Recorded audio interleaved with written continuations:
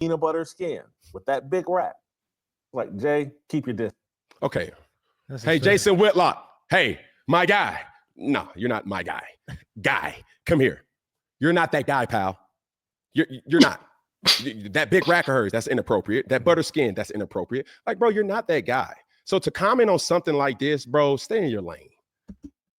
Can I be honest with you guys? The fact that I'm here agreeing with Cam Newton should tell you that I'm in a whole new universe. Because the fact that I'm having to listen to Cam Newton and he is right about what he's saying means we are in a whole parallel universe. But I want to say this first and foremost, I really did dig what Cam Newton was saying because I actually listened to Jason Whitlock and a lot of people were backing Jason Whitlock on what he was saying about his situation with Joy Taylor. I'm going to play the clip for you in a few moments.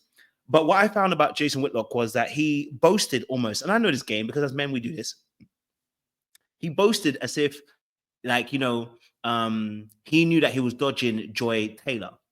And it's like, were you dodging Joy Taylor or were you never going to get no play? Now, we know that obviously she was going to be forced upon you to be on your show, but were you dodging Joy Taylor because you actually genuinely were conscientious about you getting caught up? Or was it because you were never going to get no play? And then you try to boast about it.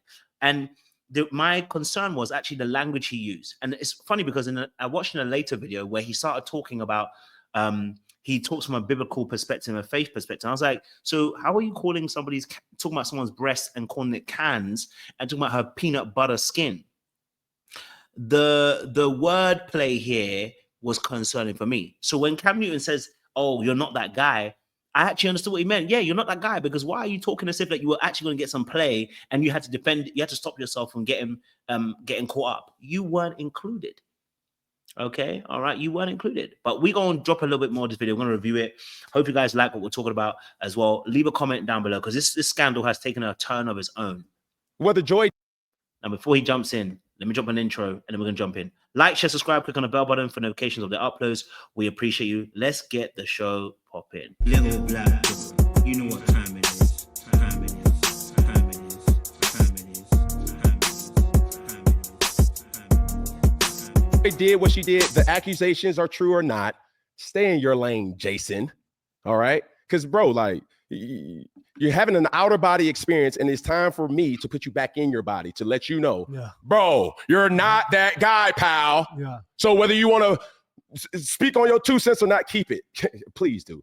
Because, no, it ain't that. But I wanted to ask you a question, too, for Joy Taylor. Not saying the allegations are true, but how would one move around in the industry now as a host to be taken serious and for people like Jason Whitlock not to make these statements about them? Like, when I see you, it's like, oh, I know what she about.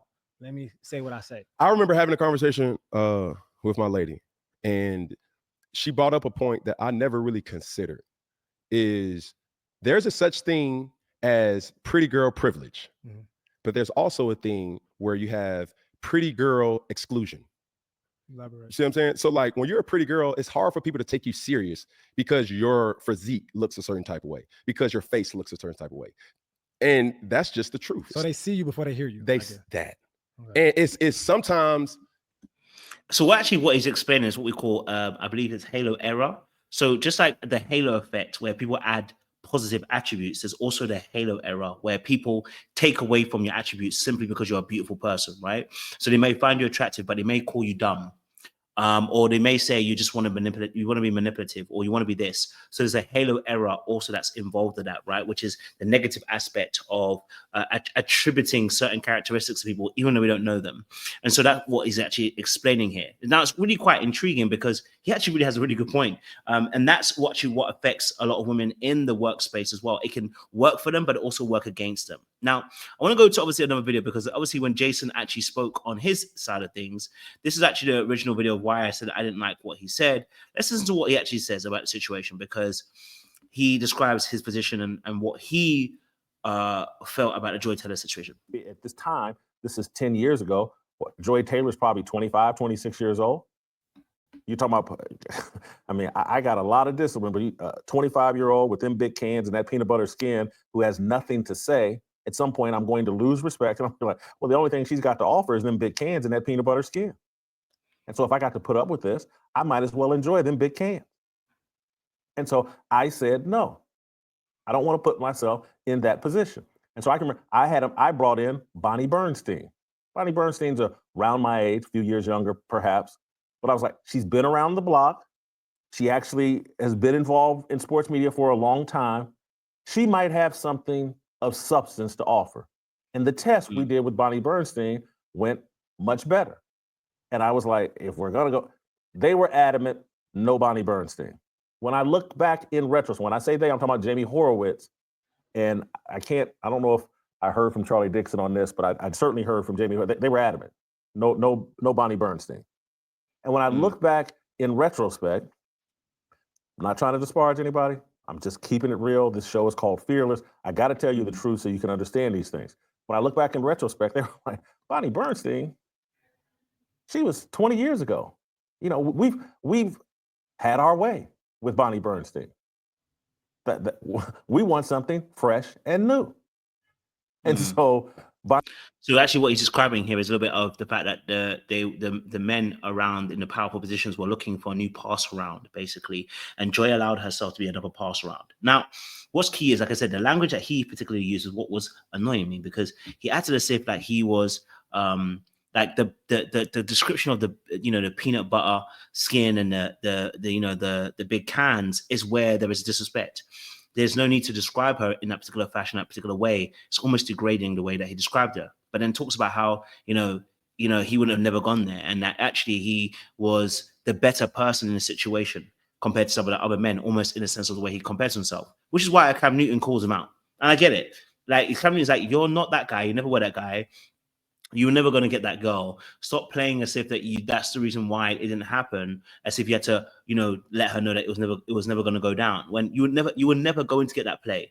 Now, obviously, a lot of people have also said that, that Joy's type is anybody, but the reality of the situation is it's not anybody. That's the reason why not everybody can get it. Hence why we're hearing 1.5 million for Skip Bailey, and he didn't get it. So it clearly isn't anybody. And the reason why I'm saying that is because he goes on to make a certain point in another video about this as well, saying about how loose women and their standards and the way that they deal with things. Now, I want to quickly, before I go to that point, I want to bring this point out because he does. Oh, sorry. Here we go. Of the sports, what does she have to offer? So how does she get that job? How does she even get that opportunity? Because she's got a big pair of cans, and she's, according to Sheen, she's willing to let people enjoy those big cans of hers. That's how we got here. And it's not Joy Taylor's fault. And I want to go through and just, I'm trying not to disparage Joy Taylor, but the facts are the facts. I can remember I'm at Fox Sports at the time, and I ran into some friction because I didn't want a woman on a show that I was doing.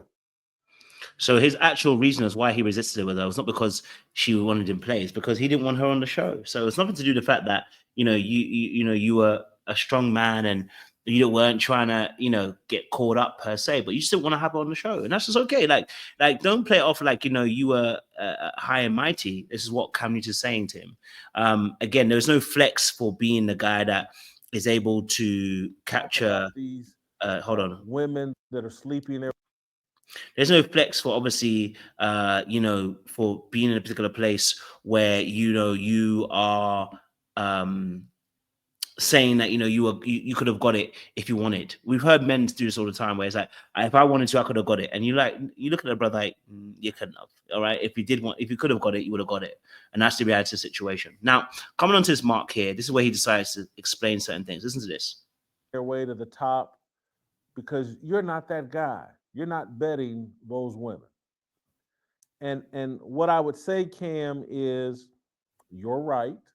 I'm not that guy. I don't want to be that guy. I'm trying to be a guy that reaches people like Cam Newton and say, being that guy is an actual mistake. And to not to a full degree, but to a lesser, I've been that idiot guy. Cam, you had a father that was a minister or is a minister. Get off that damn podcast and just go talk to your daddy.